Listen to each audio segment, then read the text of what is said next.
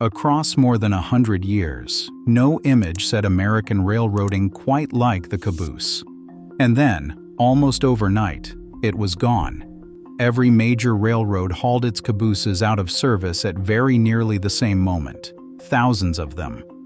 Within a decade, an entire type of rail car one crews had slept in, worked out of, and trusted with their safety was barred from the tracks for good.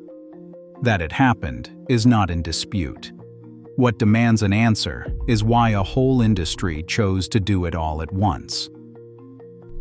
Within the caboose, the conductor took his place at a scarred wooden desk, the master waybill laid open before him. Each freight car carried its own paper trail, its weight, cargo, and destination, all entered by hand into a heavy ledger that stayed at the tail of the train and went nowhere else. At every stop, the conductor squared these records away, matching the physical consist against the paperwork to confirm nothing had gone astray or out of sequence. A slip could mean misrouted freight or regulatory fines, so each entry had to be dead accurate.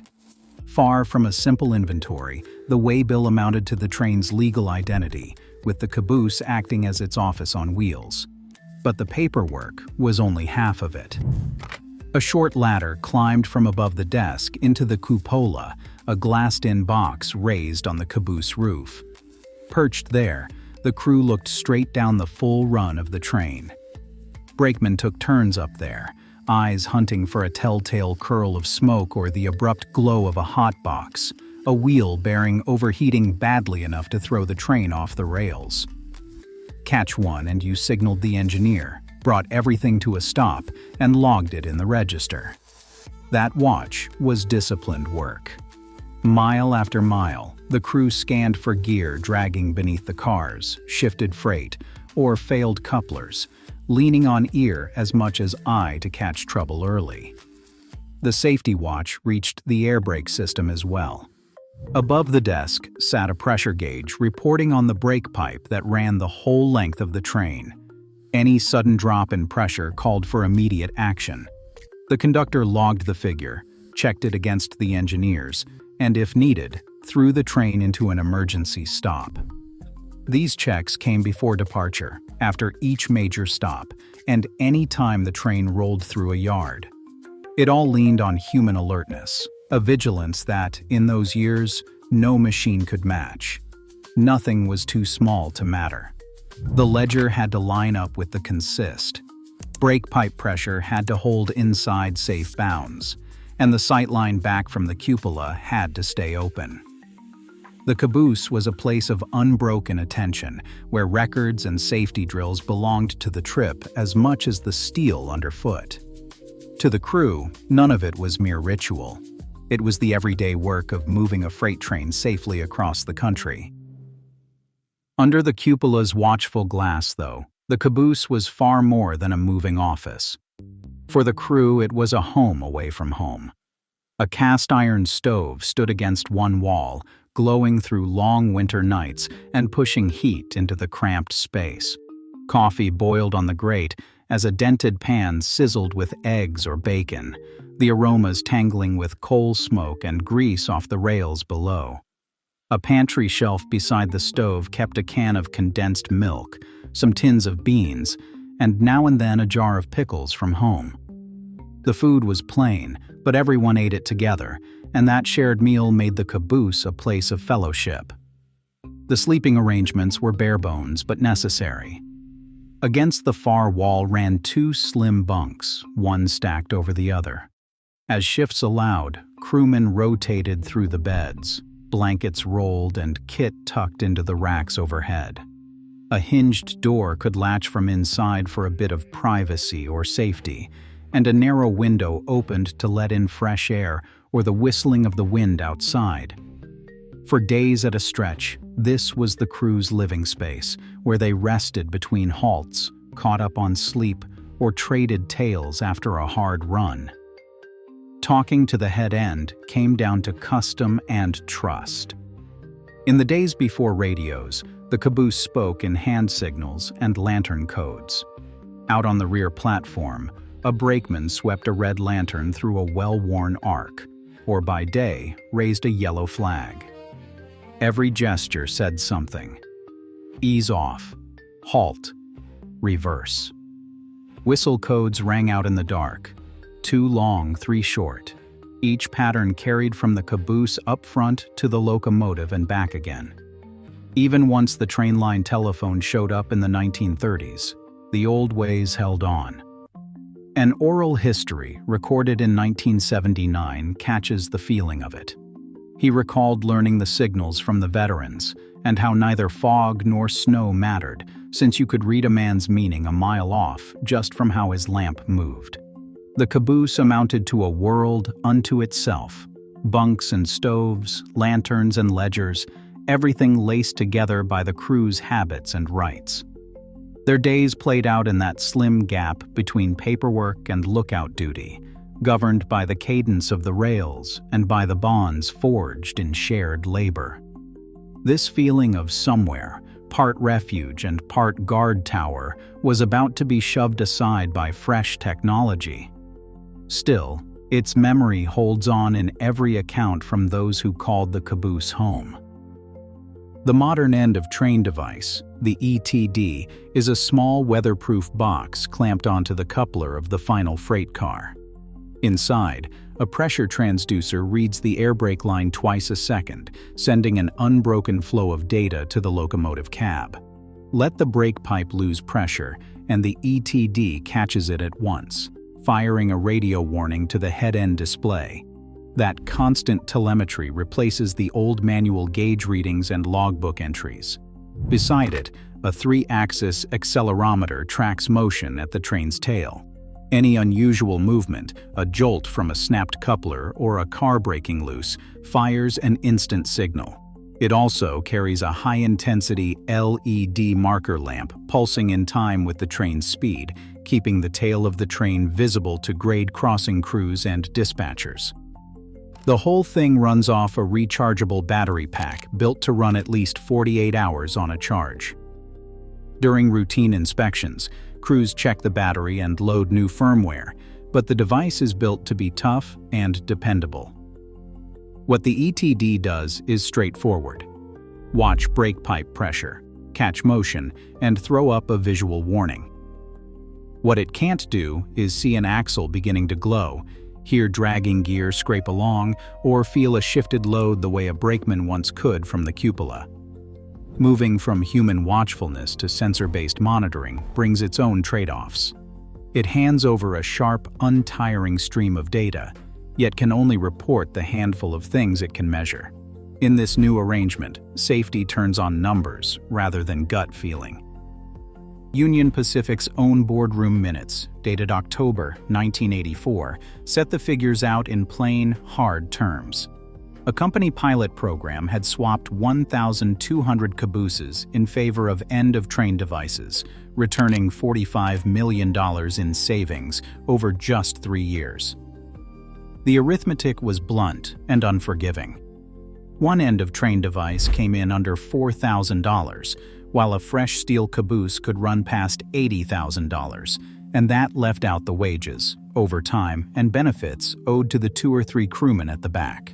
Pulling a single caboose scrapped not just the car, but the recurring labor bill tied to every mile of track.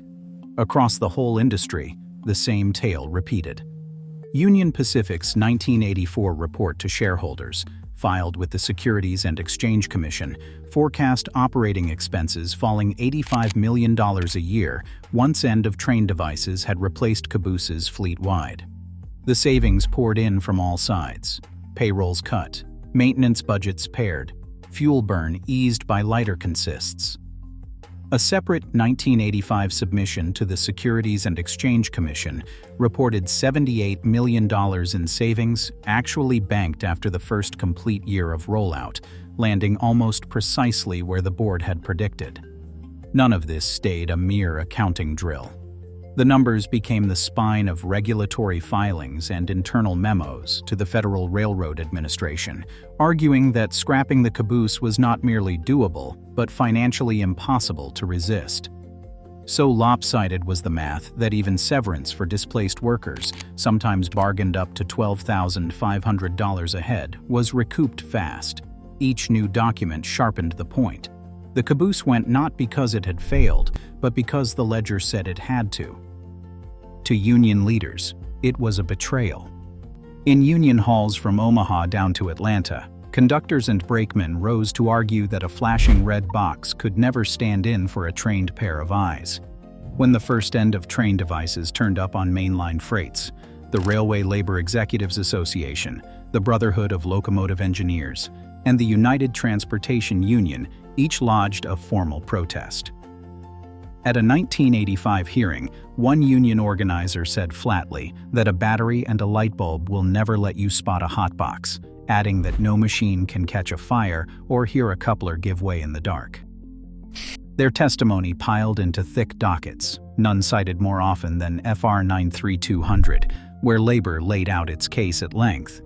Much of the fight orbited what became known as the blinking light defense. The railroads insisted the device's high-intensity LED, which reached for miles, was all the warning anybody could need.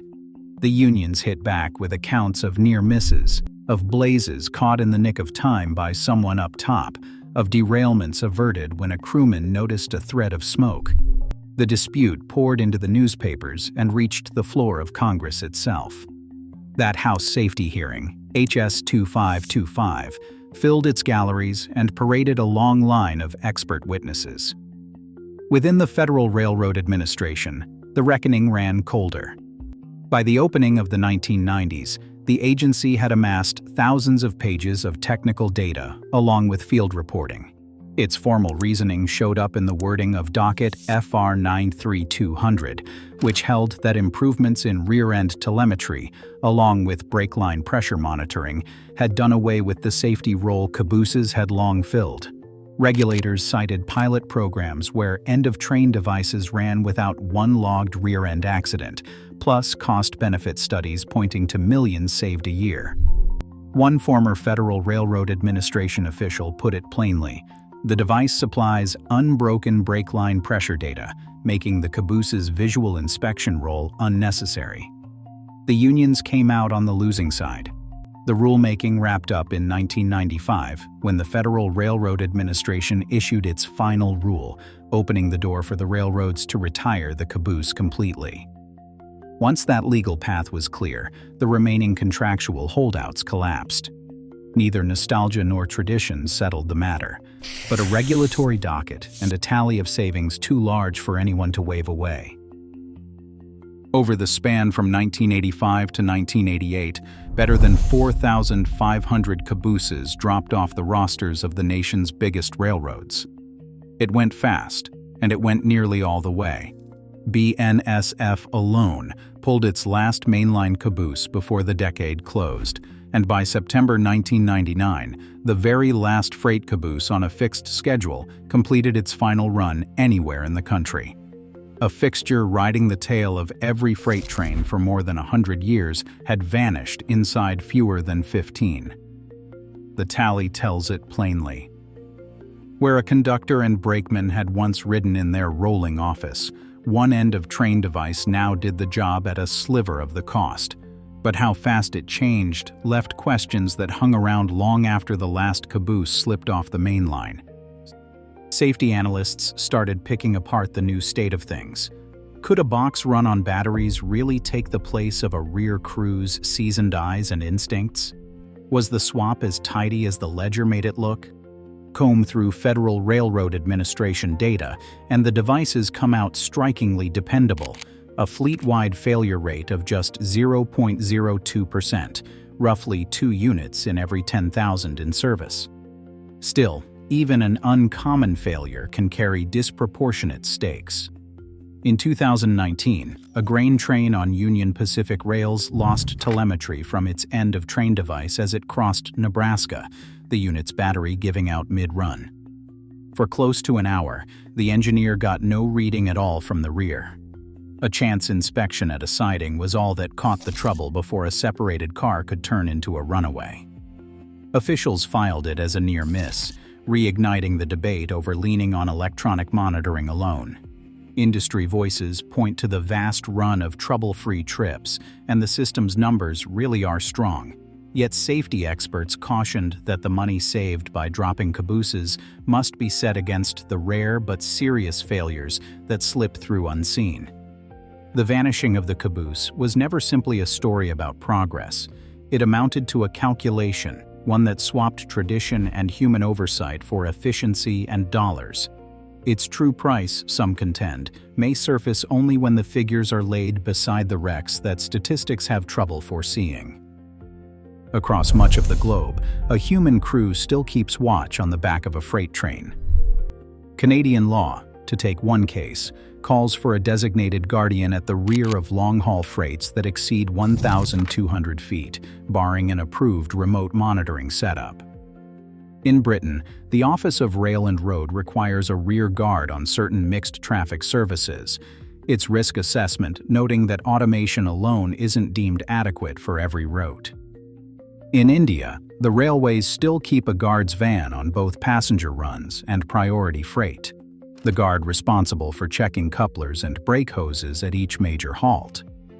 In Australia, Queensland Rail kept a rough brake van on its mineral trains until 2005, citing both safety across remote country and crew comfort on hauls that could stretch over days.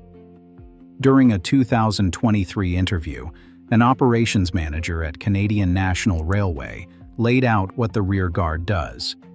He said that if the radio goes silent or the sensors quit, the last eyes on that train are his, that he walks the consist checking for heat and listening for trouble, and that helpful as the technology is, it can neither see a snapped spring nor smell a burning bearing.